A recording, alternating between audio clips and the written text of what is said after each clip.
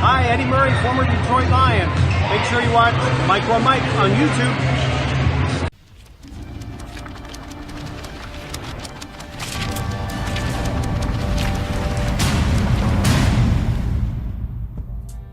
What's going on YouTube? This is your boy Mr. Micro Mike, and I am doing a Detroit Lions training camp update 1 day late. I apologize for the day late.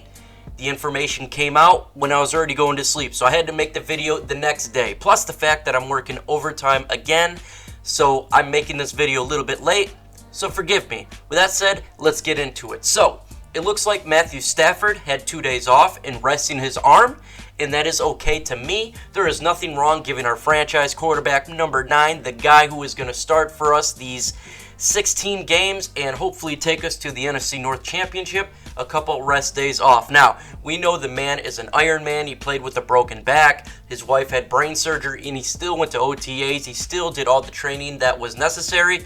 So there is absolutely nothing wrong with giving our guy a little rest, and his arm needs it. There is no problem. We know we got Matthew Stafford. He'll be starting for us for sure week 1 and hopefully getting us a victory towards the NFC North. Now, when it comes to injury, Shaun Hill had removed his arm brace off today and went to his sleeve, so that is great news when it comes to Shaun Hill. Now, Shaun Hill is going to be a vocal point when it comes to our defensive line and bringing a lot of pressure this year. Now, when I seen Mr. Shaun Hill on the scrimmage, I said, hey, you're going to the Pro Bowl, and he looked at me and he says, that's for sure it's going to happen. I'm definitely going to the Pro Bowl. So this guy is very talented, he's very strong, and he's going to bring us a lot of plays, so I am happy and very encouraged to see that he got his brace off his arm, and he'll probably be ready to go for sure here real soon and begin the season on a strong note. Now, when it comes to Snacks Harrison, Coach Patricia said that he will be starting week 1, that he is not worried at all about Snacks Harrison missing any time in the regular season, and that is great news. The guy is definitely going to be a big guy in the middle to plug that hole and stop the run game and help our defensive line crush teams this year. So it is good news to hear that he's okay. I think it's more of a precaution because he is a big guy. There is no reason to have this guy on the field doing a whole lot of training camp stuff because we know what we got with him. There's absolutely no worries when it comes to his skill set and stopping the run and what he does for us on the defensive line. So that is great news, and now we don't need to worry about that, even though I wasn't really worried too much about that anyway. Now, when it comes to strong defensive end, apparently he had a good day in training camp. That is good. Now, he's a rookie guy, and it's always good to see these young guys get in there and to make some noise, specifically because so many defensive players, starters, are not practicing right now. So it gives a chance for these young guys like Strong to work and show the coaches what he's got, to put it on film. Now, when it comes to the preseason, I believe he had a mixed bag when it comes to playing against the New England Patriots, and he just needs to build on that and continue to work hard and to work on his skill set and continue to do the best he can to make the roster. Now, if he doesn't make the roster, which is a good chance because we have a lot of talent on that defensive line, he can still make the practice squad. So, and that will be an individual I'll watch for the practice squad and simply to keep an eye on him. There is no update when it comes to Tease Tabor as of now, but let's go straight into what was taking on in camp, and that was the fact that apparently Fells had a better day in training camp, and it's good to hear. He had a horrible debut in the preseason game week 1. Also, when I seen him up close, he was not good as well. Now, I'm glad he had a good day. I am not even putting a whole lot of hopes up on him, but I'm just happy he had a good day. Other than that, there's not a whole lot of hopes. When it comes to Josh Johnson, apparently he had an up and down day, and that is definitely expected for the fact that he's only been on the team a couple days. There is absolutely no way he understands the playbook right now. He's definitely not in any sort of level when it comes to the wide receivers, tight ends, and running backs.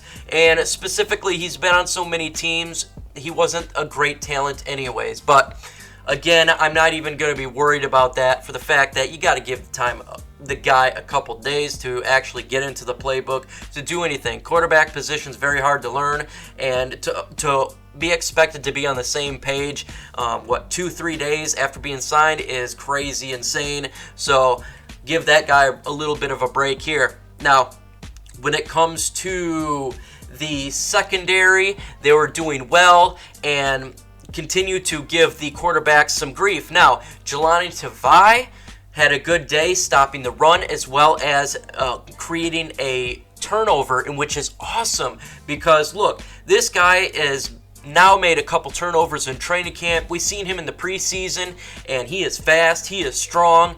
He is going to be a great piece to this defense for years to come, and sky is the limit for him. I think he can be really, really special player for us on defense, and to me, he was a great pickup with the second-round pick, and I'm excited to see what he does this season, and I'm really excited to see in the immediate future against the Texans. So good for him.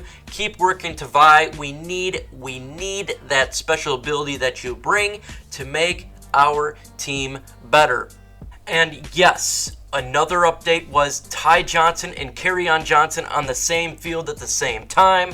That is something I am so excited to see about. They did this in camp, and I cannot wait to see it on the field. Just imagine having Kerryon Johnson, the beast of a wide receiver he is, with Ty Johnson, the speedy guy as well. Johnson & Johnson show. I am super, super excited to see that, and I'm glad we're seeing that in training camp. Also, Joe Dahl was at the left guard position starting. That is great, great news. I hope he continues to start, and hopefully he can win that battle.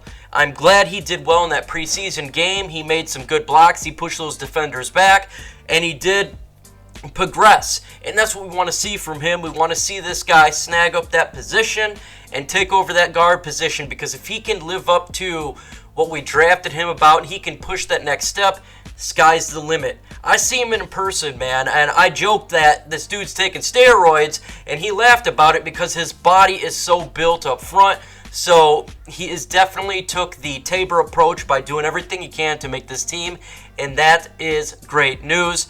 We need to continue to see that. When it comes to Bo Benchwa, he practiced with the second string. I'm glad to see that as well. He was an individual I thought that could get drafted in the 5th round from Wisconsin. He is an undrafted rookie, and it is good to see that he is now placed on the second string offensive line, pushing for that guard position. Now, the offensive line did really bad in preseason, so why not give this guy a shot? Why not see what he can do? It's not going to hurt, right?